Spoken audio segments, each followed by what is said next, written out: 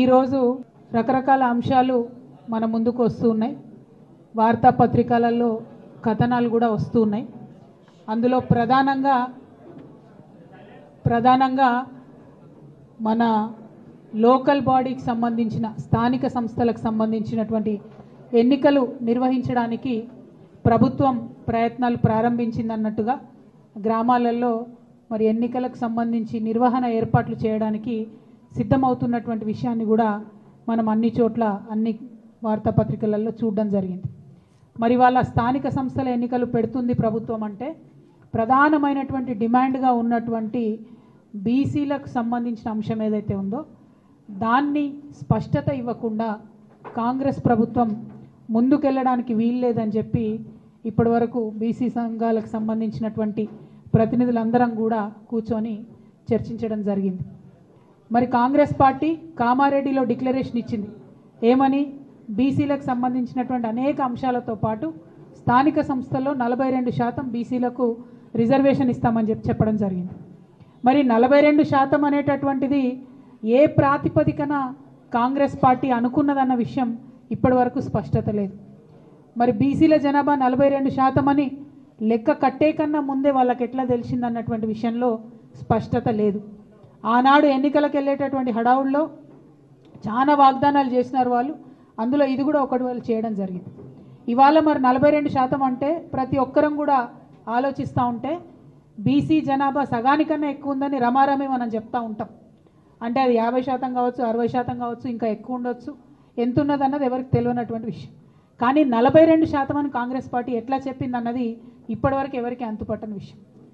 సరే చెప్తే చెప్పారు, కానీ మరి ఆ 42% కూడా ఇవ్వకుండా మీరు ఎన్నికలకు పోయే ప్రయత్నం చేస్తున్నారా? ఈ ప్రశ్న ఇవాళ అందరి మెదడులో కూడా ఉన్నటువంటి పరిస్థితి. మేము తెలంగాణ జాగృతి నుండి గత సంవత్సర కాలంగా బీసీలకు సంబంధించినటువంటి అనేక అంశాలను ముందుకు తీసుకొని వెళ్తూ ఉన్నాం. అసెంబ్లీలో పూలే విగ్రహాన్ని పెట్టాలనేటటువంటి డిమాండ్ని మేము తీసుకున్నాం. అదేవిధంగా 20,000 కోట్లు బీసీలకు బడ్జెట్ ఇస్తామని చెప్పారు.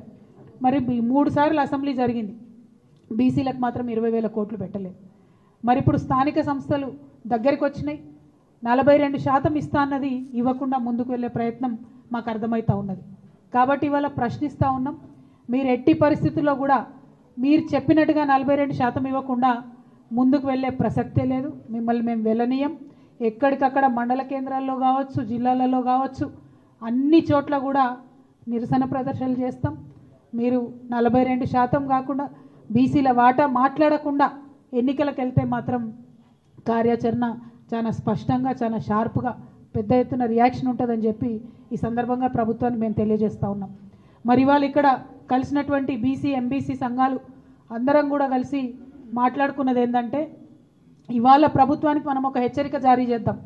మీరు చేసేటటువంటి ప్రయత్నం బీసీ డెడికేటెడ్ కమిషన్ నివేదిక ఇచ్చిన తర్వాత మాత్రమే, బీసీ జనాభా ఎంతుందో తెలంగాణ ప్రజలకు చెప్పినాక మాత్రమే, దాని మీద మీరు ఎట్లా ముందుకు పోతారనే స్పష్టత ఇచ్చిన తర్వాత మాత్రమే మీరు ఎన్నికల గురించి ఆలోచన చేయాలి. అంతవరకు స్థానిక సంస్థల ఎన్నికల గురించి ప్రభుత్వం ఆలోచన చేయకూడదు. ఇది ప్రధానమైనటువంటి డిమాండ్. రెండవది, జనవరి 3 నాడు సావిత్రిబాయి పూలే గారి జయంతి ఉన్నది. మరి ఆనాడు ఇందిరా పార్క్ దగ్గర ఒక భారీ సభను మేము పెట్టబోతా ఉన్నాం. ఆ సభలో అన్ని బీసీ కమ్యూనిటీస్కి సంబంధించినటువంటి ప్రతినిధులు, నాయకులు, ప్రజలు పెద్ద ఎత్తున హాజరవుతారు. ఆనాడు ఇంకా స్పష్టంగా మా కార్యాచరణ కూడా మేము చెప్తాం. బీసీ డెడికేటెడ్ కమిషన్కి సంబంధించిన సమయం 30వ తారీఖు నాడు అయిపోతూ ఉన్నది. మరి 30వ తారీఖు నాడు ప్రభుత్వానికి వారు నివేదిక ఇస్తామని చెప్తున్నారు. ఆ నివేదిక అంశాలు బయటపడ్డ తర్వాత తప్పకుండా 3వ తారీఖు నాడు పెట్టేటటువంటి సభలో మా కార్యాచరణ ఇంకా స్పష్టంగా చెప్తాం. ఇవాళ భారతీయ జనతా పార్టీకి కూడా మేము డిమాండ్ చేస్తూ ఉన్నాం.